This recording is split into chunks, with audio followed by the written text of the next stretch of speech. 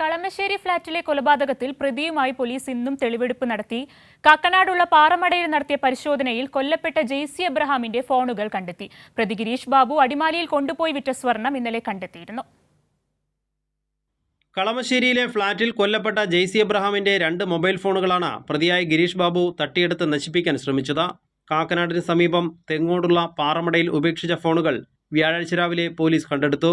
രാവിലെ പ്രതിയുമായി പാറമടയ്ക്ക് സമീപം എത്തിയപ്പോൾ ഫോൺ എറിഞ്ഞ സ്ഥലം പ്രതി പോലീസിന് കാണിച്ചു കൊടുത്തു. പിന്നീട് വിദഗ്ധരായ സ്കൂബ ഡൈവേഴ്സിന്റെ സഹായത്തോടെ നടത്തിയ പരിശോധനയിൽ 1 മണിക്കൂറിനകം ഫോണുകൾ കണ്ടെത്തുകയായിരുന്നു. കരയിൽ നിന്നും ഫോൺ എറിഞ്ഞാൽ വീഴാവുന്ന ദൂരപരിധി കേന്ദ്രീകരിച്ചായിരുന്നു പരിശോധന. തട്ടിയെടുത്ത സ്വർണവും ഫോണുമായി കൊലപാതകത്തിന് ശേഷം ഹെൽമറ്റ് ധരിച്ചാണ് പ്രതി ഗിരീഷ് ബാബു ബൈക്കിൽ രക്ഷപ്പെട്ടത്. പിന്നീട് ഫോണുകൾ പാറമടയിലെ വെള്ളത്തിലേക്ക് എറിഞ്ഞ ശേഷം സ്വർണ്ണവളകൾ അടിമാലിയിൽ കൊണ്ടുപോയി വിൽക്കുകയും ചെയ്തു. ബുധനാഴ്ച നടത്തിയ തെളിവെടുപ്പിൽ വളകൾ ഉരുക്കി സ്വർണ്ണക്കട്ടിയാക്കിയ നിലയിൽ അടിമാലിയിലെ ജ്വല്ലറിയിൽ നിന്നും പോലീസ് കണ്ടെടുത്തു. ജെയ്സി എബ്രഹാമിനെ കൊലപ്പെടുത്താൻ ഉപയോഗിച്ച ഡംബൽസ് കാക്കനാട് പള്ളിക്കരയിൽ നിന്നും കഴിഞ്ഞ ദിവസം കണ്ടെത്തിയിരുന്നു. ഇന്ന് കിട്ടിയ ഫോണുകൾ സൈബർ വിദഗ്ധരുടെ സഹായത്തോടെ പരിശോധിക്കും.